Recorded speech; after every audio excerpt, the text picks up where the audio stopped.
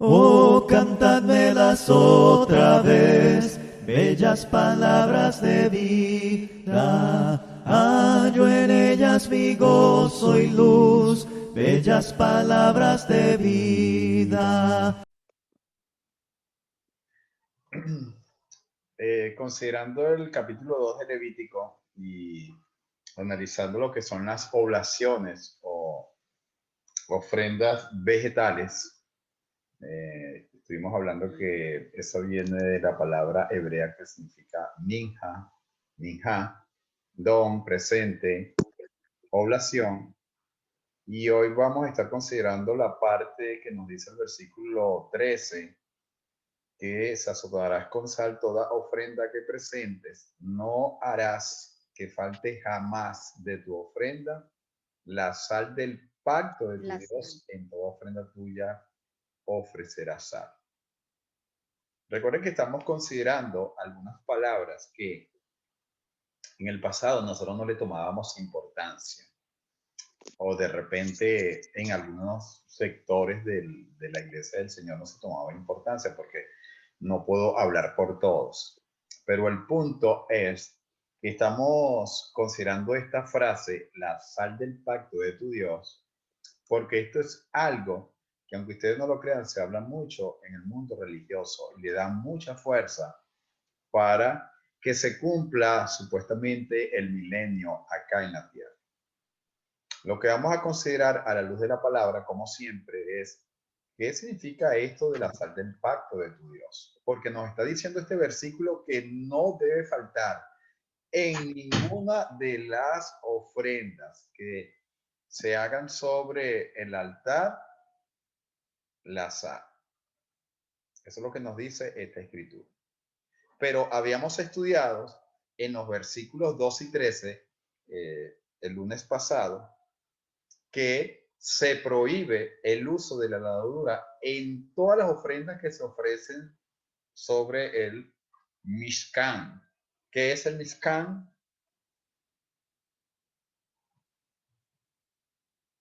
El altar.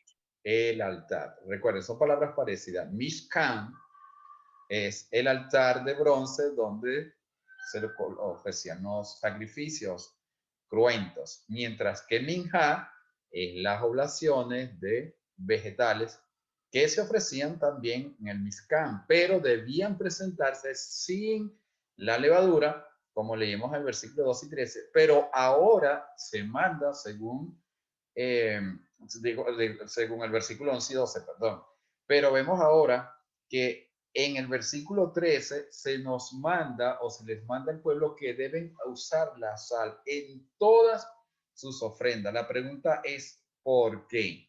Bueno, porque la levadura, como estudiamos, pudre, ¿verdad? Más la sal preserva. Eso lo sabemos. La sal en este caso es un agente anticorrupción. Estamos claros con eso, ¿verdad? Muy bien. Por lo tanto, la sal venía a ser símbolo de incorruptibilidad, de pureza, de permanencia, de duración, y de allí que la sal se utilizaba antiguamente e incluso se utiliza todavía en algunos pueblos nómadas de Oriente como un elemento simbólico cuando se estableció un pacto destinado a perdurar. Los orientales consideraban que la sal era un ingrediente tan puro y que ellos podían ver, por experiencia, podían ver que la sal detenía la corrupción de la carne, no se dañaba, preservaba ciertos alimentos, que ellos tomaron la sal como un símbolo de esto, de permanencia. Y cada vez que ellos hacían un pacto y llegaban a un acuerdo, familia o personas, ellos se llevaban sal o vertían sal en ciertos alimentos y con ese rito o esa formalidad quedaban sellados para siempre. Era un pacto que iba a durar de generación en generación, a por lo menos si era familiar, ahora si era entre las personas hasta que la muerte los separara, para que ustedes vean lo que era en el pasado el punto de la sal del pacto.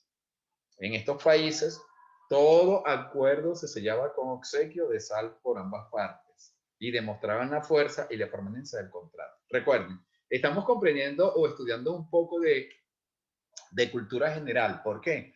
Porque la Biblia se escribió, no se escribió para nuestro tiempo, aunque la Biblia permanece para siempre. La Biblia se escribió en un tiempo y una cultura que se utilizaban las costumbres de ese momento para poder llevar un mensaje a esa generación, y ahora nos toca a nosotros a veces tratar de darle la interpretación. Gracias a Dios que existen diccionarios, comentarios, léxicos que podemos acudir a ellos para comprender un poco más estas cosas. Por lo tanto, cuando vemos la sal del pacto de tu Dios, es porque el pacto quiere decir acá que les iba a recordar a ellos, ahorita vamos más adelante, era a recordarle que Dios había entrado en un pacto con ellos, y eso era un pacto perpetuo. Vamos a leer, hermano Andrés, Números 18 y 19, para que veamos el significado de la sal del pacto de tu Dios, ahora bíblicamente hablando.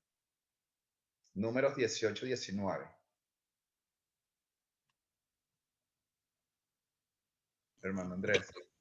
Números 18, 19 dice: todas las ofrendas elevadas de las cosas santas que los hijos de Israel ofrecieren a Jehová, las he dado para ti y para tus hijos y para tus hijas contigo, por estatuto perpetuo, pacto de perpetuo delante de Jehová, para ti y para tu descendencia contigo. Todas las ofrendas elevadas que el pueblo de Yahvé en la antigüedad presentaba ante el Mishkan le pertenecían a Aarón, a sus hijos, a su familia, por pacto de qué, como dice allí el versículo 19, De sal. pacto de sal. Y da la explicación el mismo versículo 19, ese pacto de sal es ¿qué? Perpetuo. Un pacto perfecto. O sea, el pacto o la sal del pacto de tu Dios, como dice aquí Levítico 2:13, simplemente es un pacto perpetuo. Esa es la traducción. Es un pacto perpetuo. Cada vez que ellos veían o se iba a llevar a cabo estos sacrificios o estas ofrendas, ellos deben recordar que habían entrado en un pacto con su Dios. En 2 de Crónicas, hermano Andrés, capítulo 13, versículos 4 y 5.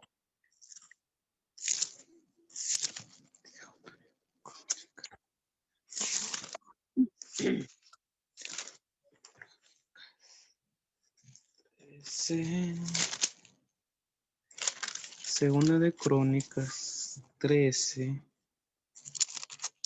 4 y 5. Dice: y se levantó Abías sobre el monte de Semaraim, que está en los montes de Efraín.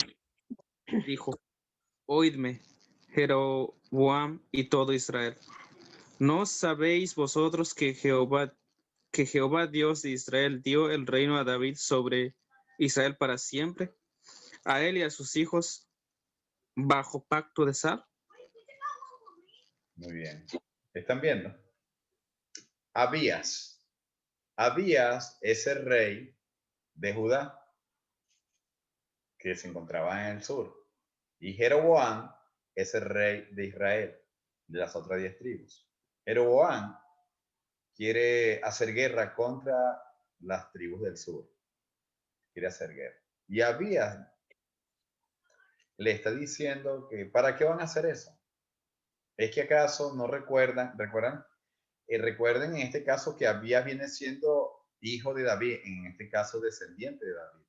Y Abías está diciendo, ¿acaso ustedes no saben que el reino se lo dio Yahvé a David y a sus hijos? O sea, ¿para qué van a pelear conmigo? Yo soy hijo de David. Ustedes no van a poder conmigo. Pero claro, Jeroboam no hizo caso y ustedes pueden leer la historia posterior de este estudio. El punto es que Abías sabía que el pacto que Yahvé hizo con David, por cierto, ¿dónde se encuentra ese pacto que Yahvé hizo con David? ¿Recuerdan?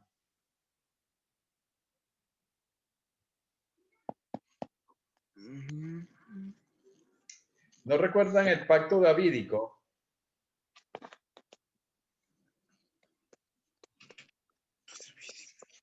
Eso hace poco que se dio ese estudio del pacto davídico. Bueno, en el pacto davídico, a David se le ofrece que un hijo de él se iba a sentar sobre su trono y que luego sus hijos se iban a sentar después de ese hijo porque el Señor le iba a edificar casa a David, o sea, iba a levantar una estirpe, un clan por todos los tiempos. Eso ya lo vimos y lo estudiamos, que eso apunta a nuestro Señor Jesucristo. Pero Abías está diciendo que el pacto que el Señor hace allá con David antes que él muriera, ese es un pacto de sal. Otra manera de decirlo, es un pacto perpetuo. ¿Acaso le dijo el Señor a David que iba a hacer un pacto de sal? Se lo dijo textualmente. ¿Lo leímos? No lo leímos. No dice pacto de sal. Pero se sobreentendía que ellos comprendían que cuando Dios se comprometía y decía que era un pacto perpetuo, era un pacto de sal. Nada podía quebrantar ese pacto. Un pacto de sal sellaba el compromiso, en este caso de Yahvé, con David o con su pueblo. Eso es un pacto de sal. Nada lo podía destruir. Podía pasar todo el tiempo, pero se mantenía por las edades. Entonces, en la antigua alianza, todas las ofrendas eran sazonadas con sal como un recordatorio del pacto o contrato que habían adquirido con Yahvé y al mismo tiempo les recordaba su obligación de cumplir lo pactado. Por eso todas las ofrendas consagradas tenían que llevar sal. O sea, era siempre un recuerdo. Cada vez que ellos presentaban estas oblaciones o otro tipo de ofrendas, ellos recordaban que entraron en un pacto perpetuo con su Dios. Ya estudiamos la palabra perpetuo y nos dimos cuenta que todo eso tuvo su cumplimiento en nuestro Señor Jesucristo. ¿Por qué aclaramos esto? Porque los religiosos enseñan que este pacto de sal que hizo Yahvé con David, eso se va a cumplir en el milenio. Recuerden, todo va apuntando hacia el milenio, pero recuerden que la palabra perpetuo, olam, tiene su cumplimiento cuando se establece otro pacto o termina, en este caso, terminó con nuestro Señor Jesucristo. Es muy importante que lo entendamos para que no seamos engañados. Ahora, vamos a compaginar esto de la sal del pacto de tu Dios con lo que las palabras que el Señor utiliza en los evangelios con respecto a la sal. ¿Qué dice el Señor Jesucristo con respecto a la sal? Recuerden, siempre le vamos a dar una explicación bíblica como cumplimiento o como completación en el nuevo pacto. Las palabras del Señor Jesús con respecto a la sal en Mateo 5:13 dicen: vosotros sois la sal de la tierra. Ok, vamos a ir al capítulo 5. Nos dice allí: vosotros sois la sal de la tierra. ¿En qué sentido le está diciendo el Señor a sus discípulos que eran la sal de la tierra? ¿En qué sentido? Es una pregunta que hago. Será en darle sabor, sazón. En dar sabor, sazón a este mundo, ¿verdad? ¿En qué más? ¿Cuál es uno de los elementos descriptivos de la sal con respecto a los alimentos? El gusto. Preserva, ¿no? Preserva. Bueno, el sabor es el gusto, hermano. El gusto. Le da a los alimentos, lo preserva, le da sabor y gusto. Ahora, esta enseñanza se encuentra enmarcada dentro del principio en el Evangelio de Mateo, dentro del Sermón del Monte, ¿cierto? Bueno, ¿y de qué habló el Señor Jesucristo en el versículo 3, 4, 5, 6, 7, 8, 9, 10 y 11? Habló de las bienaventuranzas. Cuando un discípulo de él es pobre en espíritu, llora, es manso, tiene hambre y sed de justicia, es misericordioso, es de limpio de corazón, es el que lucha y procura la paz. Y es aquel que por llevar esta vida sufre persecución. Cuando un discípulo desarrolla esas características en su vida, ¿viene a ser qué? La sal. ¿Por qué? Porque a través de su vida, él va a lograr cambios en otras personas y va a ayudar a detener la corrupción en este mundo, la corrupción moral y espiritual del mundo. ¿Entienden el punto? Mm,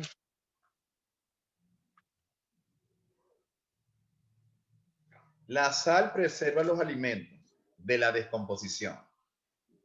Ahora, en la nueva dispensación, nosotros los creyentes contribuimos a detener la descomposición total de este mundo. ¿Qué obra tan grande tenemos? No vamos a cambiar completamente al mundo, pero sí podemos detener la descomposición social y moral de este mundo por medio de nuestra conducta. Y puede que vaya a haber unos que otros que puedan ser rescatados. Como la canción que dice que debemos mantener el faro ardiendo, ¿recuerdan? Exacto. Bueno, cabría ahí el pasaje de Primera de Pedro 2:12. Donde dice que nosotros... Dice que manteniendo vuestra manera de vivir entre los gentiles para que en lo que murmuran de vosotros como de malhechores glorifiquen a Dios en el día de la visitación al considerar vuestras buenas obras. Podría ser, pero más que todo cabría más el versículo de Pedro donde dice que nosotros, habiendo escapado de la contaminación o la corrupción que hay en el mundo, si volvemos atrás, volvemos al vómito. Recuerden, nosotros estamos escapando de la corrupción que hay en el mundo. ¿El mundo cómo está? ¿Está sano? ¿Está limpio? El mundo está corrompido. El mundo está sucio. Y nada, ni nadie, por más estudio, por más medidas que tome una nación, por todo lo que simplemente el mundo va a dejar la contaminación, al menos que haya personas que demuestren que se puede vivir de otra manera y que se predique el evangelio del Señor, porque el evangelio es el que hace que se alumbre este mundo que está contaminado. Por eso las escrituras nos dice que nosotros somos la sal de la tierra. Estamos llamados ¿para qué? Para cambiar, preservar la descomposición del mundo y también para darle sabor, para darle gusto, para que la gente vea en nuestra vida que hay una manera de vivir. Por eso es que el cristiano no puede ser de otra manera, como podríamos decir, amargado, triste. No, nosotros debemos llevar una vida con sabor, claro, sabor. No estamos hablando de relajo, nada de eso, sino que nos sentimos alegres y contentos de llevar una vida de transformación y que la gente pueda decir, pero bueno, ¿cómo puedes vivir tú así? Pues así el Señor me llenó de gozo, ¿verdad? Bueno, ese es el punto de la sal. Es más, ¿qué pasa si nosotros, siendo la sal, nos desvanecemos? Si la sal se desvanece y la sal sirve para salar, ¿quién va a salar entonces la sal? ¿Quién lo puede hacer? Nadie. Si la sal se desvanece, esa es la pregunta que hace el Señor aquí, ¿con qué será salada? ¿A quién se está refiriendo? A sus discípulos, ¿verdad? Ustedes son la sal, pero si ustedes pierden lo que ustedes tienen, ¿quién los va a salar a ustedes? ¿Y cómo pueden, si ustedes están para salar a los demás, para compartir el evangelio, para la transformación, y ustedes van a lograr que esa persona detenga su corrupción, su contaminación? Ahora, si ustedes pierden la sal, ¿podrán ellos salarlos a ustedes? No. Ya ustedes tampoco pueden salarse a sí mismos porque la sal inherentemente tiene una fuente que permanece. No podemos perder esa esencia, pero el Señor está diciendo no pierdan lo que tienen, porque al desvanecerse, ¿con qué será salada? Ahora, según la química, el estudio de la química, es imposible que la sal pierda su sabor. ¿Sabían eso? ¿Por qué? Porque la sal es cloruro de sodio. Y químicamente el cloruro de sodio siempre se mantiene estable. Entonces, ¿cómo entender esta afirmación de nuestro Señor Jesucristo? ¿Sabía el Señor Jesucristo de química? ¿Sabía? Sí. Sí. Claro, Él lo sabe todo. Sabe todo. Entonces, ¿cómo las personas que estudian la Biblia dicen, esto es incorrecto? La sal no pierde su sabor. En su estado natural no pierde su sabor porque es cloruro de sodio. Entonces, ¿qué es lo que está diciendo el Señor Jesús? No habla de algo literal, sino de lo espiritual, del efecto que va a producir la palabra en nosotros. Sí, pero recuerda que para el Señor hablar de cosas espirituales tienen que valerse de figuras físicas. El Señor aquí está usando una metáfora. ¿Y cuál es la metáfora? Él dice, cuando la sal se desvanece, no sirve más para nada, sino para ser echada afuera y hollada o pisada por los hombres. Hollada es pisada por los hombres. ¿Cómo entendemos esto? Bueno, sigamos. Los judíos en la antigüedad, recuerden, no había refrigerante, no había ninguna modernidad para conservar los alimentos. Entonces, ¿qué hacían los judíos? Los judíos lograban conseguir gran cantidad de sal. Ellos la depositaban en una especie de una piedra en una olla de piedra, vamos a suponer. Allí cabía más o menos de 10 a 20 kilos de sal, ellos la tenían y ellos la colocaban ¿en dónde? En el piso, en la cocina. Pero el piso de qué era, de mármol o de granito? De tierra, ¿no? De tierra. El piso era de tierra y con el tiempo la sal que estaba expuesta o estaba en la parte debajo de esa tierra quedaba expuesta a la humedad, se deterioraba y ella se convertía en una sal amarga, corrompida por la misma humedad. En esta situación, esa sal era inútil, la que quedaba Abajo. abajo. Perdía completamente su sabor original. ¿Por qué? Porque se mezclaba con el agua, porque ellos vertían agua, la humedad, el sol, perdía eso. Y en este caso, ¿qué hacía los dueños de esa sal? Sacaban esa piedra hacia la calle y la tiraban ¿a dónde? Ahí afuera. Allí, saliendo de la casa, la tiraban afuera y ¿qué hacían las personas? Pasaban por encima de esa sal y la pisaban. No tenían ningún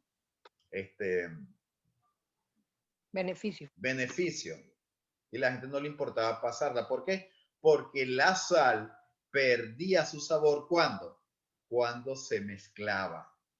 Allí sí perdía su sabor. Cuando se mezclaba con cualquier otra cosa, la sal perdía su sabor. En este caso, la tierra, el agua, la humedad, la misma piedra, correcto.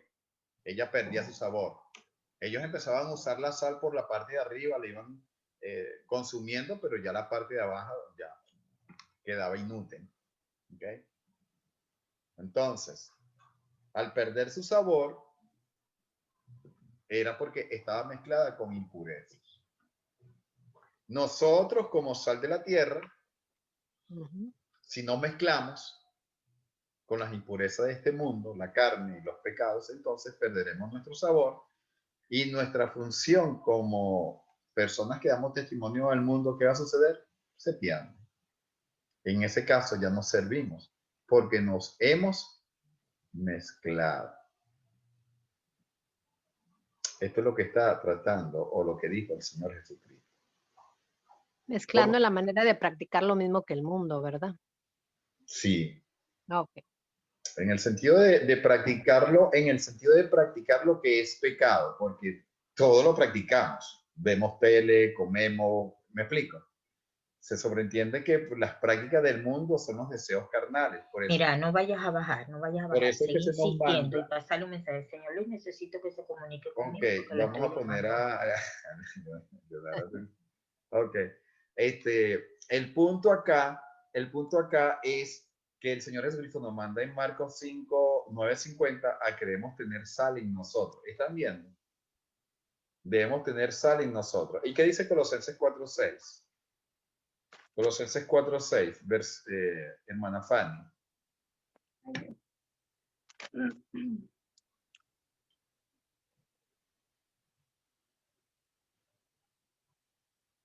Colosenses 4:6. Sí, por favor. Sea vuestra palabra siempre con gracia, sazonada con sal, para que sepáis cómo debéis responder a cada uno. Ok. Voy a repasar lo que hasta ahora más o menos hemos estudiado y al hacer la pregunta, me imagino que puede haber alguien que me responda. La sal tiene la función de conservante, de preservar, de dar sabor y sazón al mundo. Somos la sal. Pero también la sal era considerado en la antigüedad como una sal del pacto. O sea, al entrar alguien al pacto, ya sea con Dios o con las personas, era un compromiso. Y el compromiso que adquiría una persona, eso era ley. No se necesitaba nada más. Ahora, cuando nos dice aquí Colosenses 4:6, y recuerda que Pablo es judío, por lo tanto conocía muy bien acerca de la sal. Cuando dice Colosenses 4:6 que nuestras palabras deben ser sazonadas con sal, ¿a qué se está refiriendo?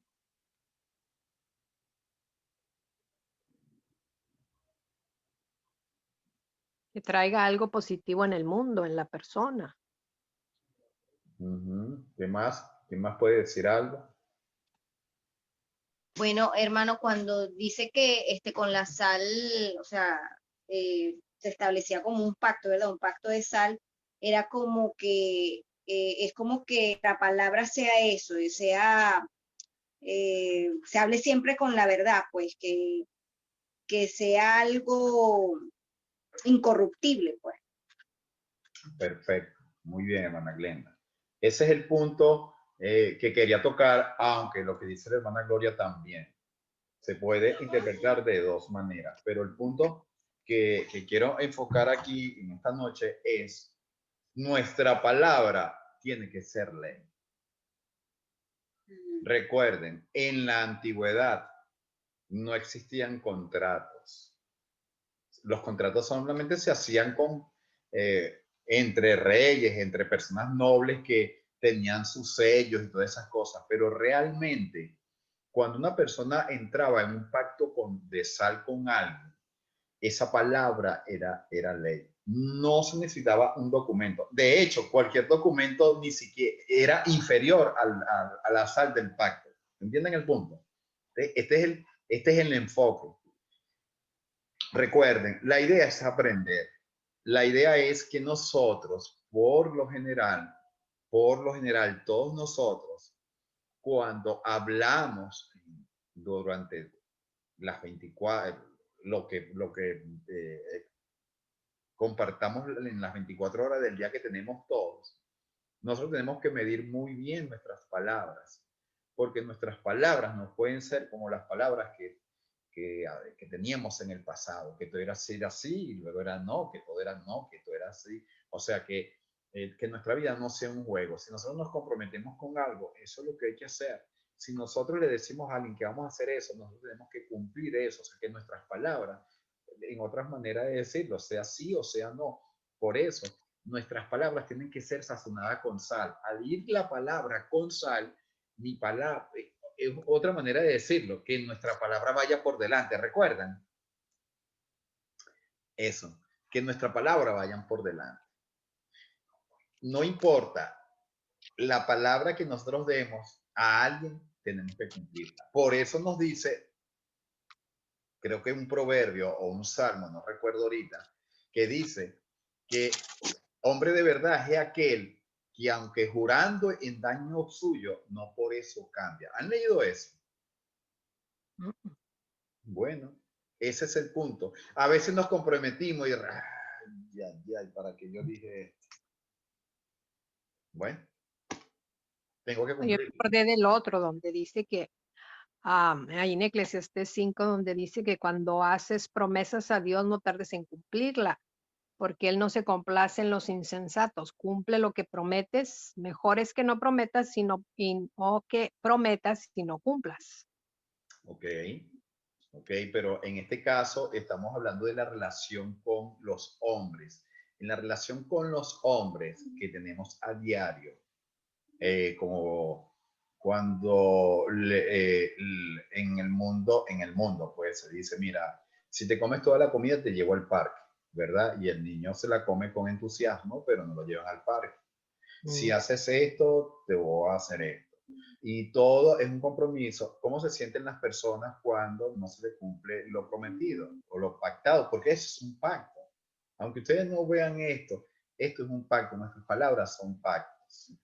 Por eso Pablo está diciendo, nuestras palabras tienen que ir acompañadas con sal, que no sean palabras sueltas nada más por salir. Por eso se habla de la sal del pacto acá, es porque cada vez que ellos ofrecían algo, ellos entraban en un compromiso a entrar en eso pactado. Cada vez que yo diga algo, yo entro en un compromiso con la persona. No debemos ser, en otras palabras, como sueltos de lengua, ¿verdad? Que lo que se nos ocurrió. Hermano, disculpe, no recuerdo ahorita en qué libro es que se encuentra, pero hay un versículo que dice que tú sí seas sí, que tú no seas no. O sea, que si vas a decir sí, que sea sí, o sea, que lo cumplas. Y Sí, si es no, no.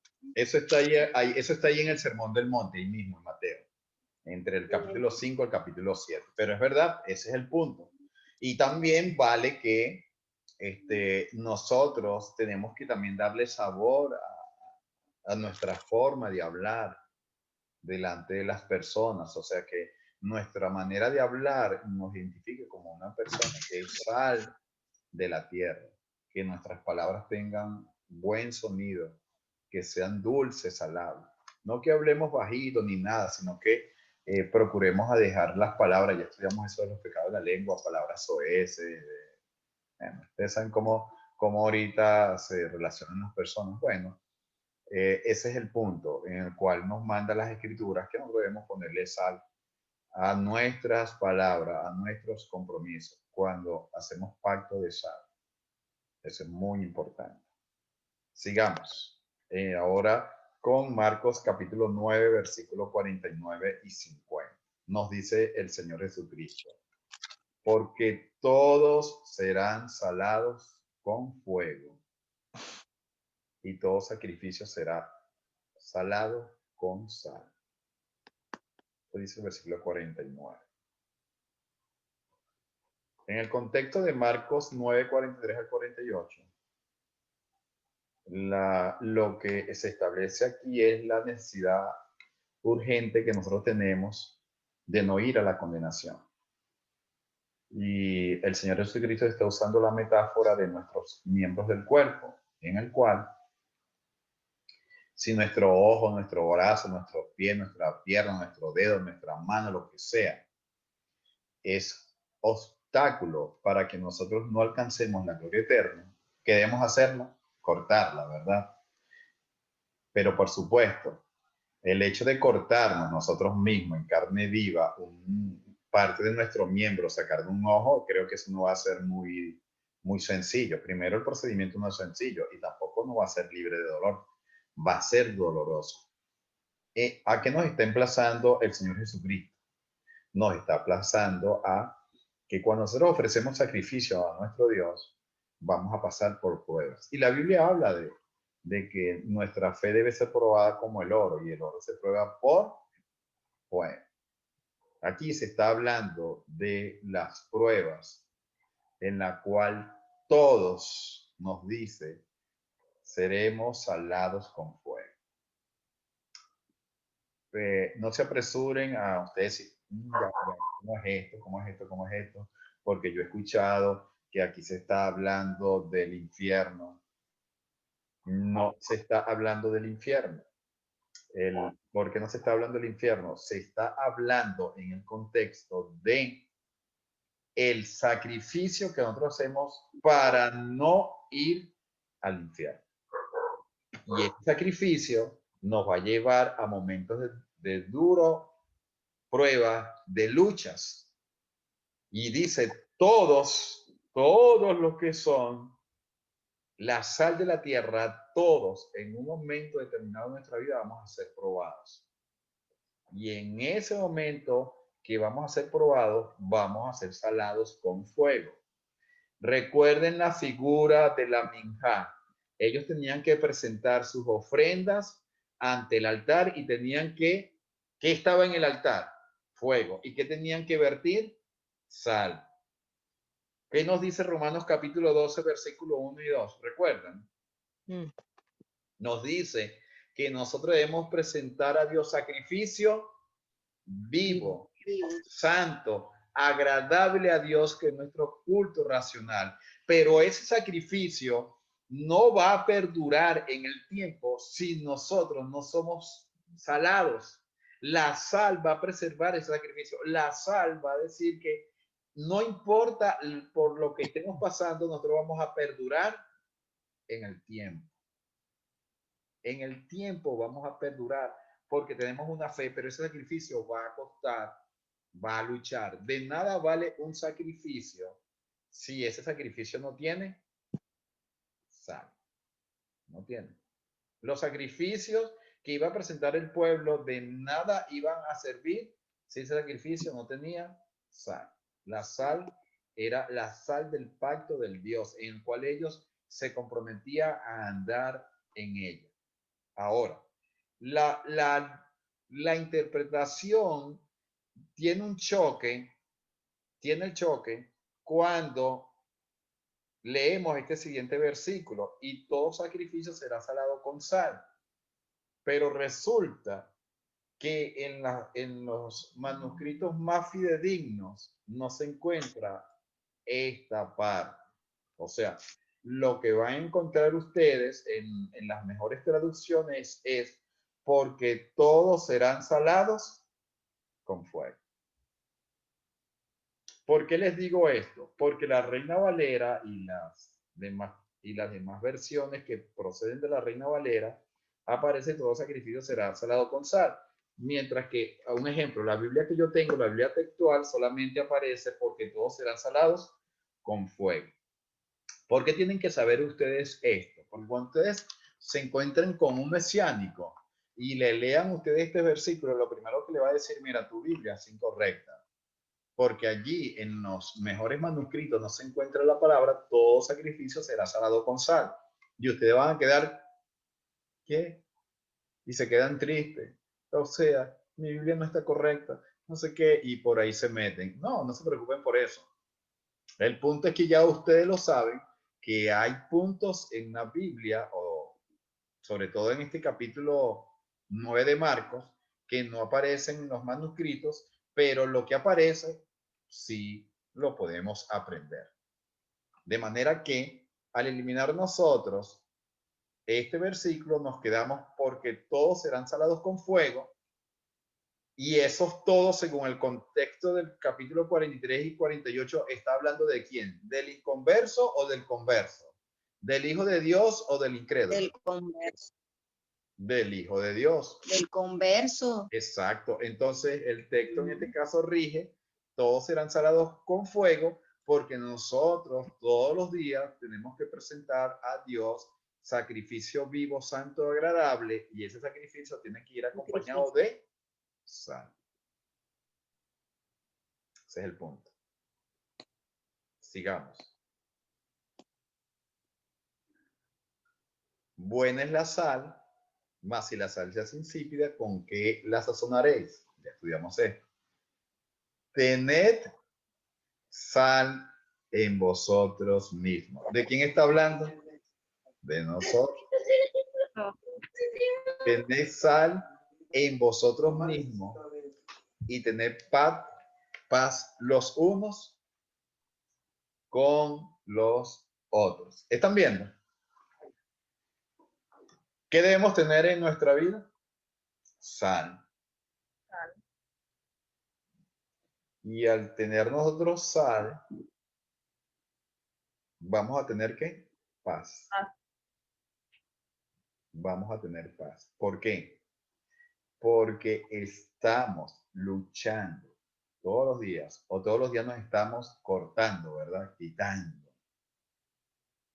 Que nos producen cosas, que nos producen dolor, para poder tener paz los unos con los otros. ¿Cómo podemos lograr tener paz en un grupo heterogéneo en el cual pensamos muchas veces de tantas maneras,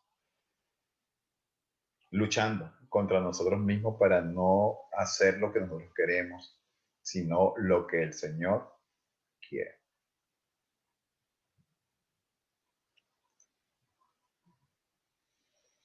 Bien, vamos a dejarlo hasta aquí, ya que me está diciendo el internet que tengo mala señal y se puede ir en cualquier momento, ¿ok? Entonces vamos a dejarlo hasta acá. Algo que quieran opinar, que quieran preguntar sobre el estudio, sobre la sal del pacto, ¿lo entendieron? Es necesario que lo entiendan porque las personas religiosas mezclan esto con otras cosas. Podríamos hablar de otros detalles, pero en cualquier momento vendrán esas preguntas. ¿Algo que quieran añadir? No, hermano, que esto con respecto a la sal me hace recordar que cuando yo estaba en la iglesia evangélica, ellos, el pastor, tenía la costumbre de salir y regar sal por las calles. Y yo me preguntaba, bueno, ya que o sea, ¿y por qué hacen eso? Ahora veo de dónde sacan eso de que por qué echaban sal. Correcto. Claro, yo, o sea, o sea, es algo que no es aplicable hoy en día, ¿no? Pero así como ellos lo hacían, pues yo lo veía más como algo, y era una de las cosas que yo veía, y yo decía, bueno, pero las veía como más bien como cosas como, no sé, como brujería, como, yo no sé, lo veía más así.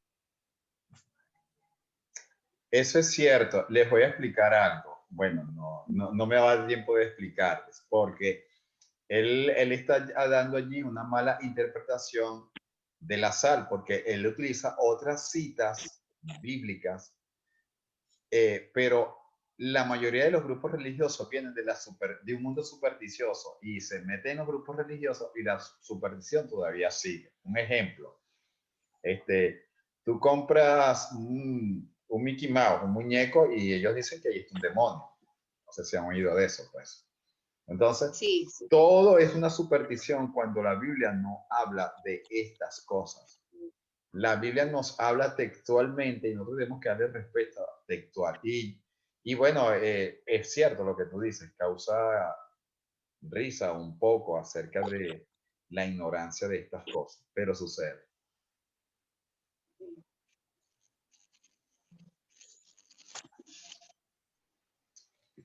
¿Alguien más?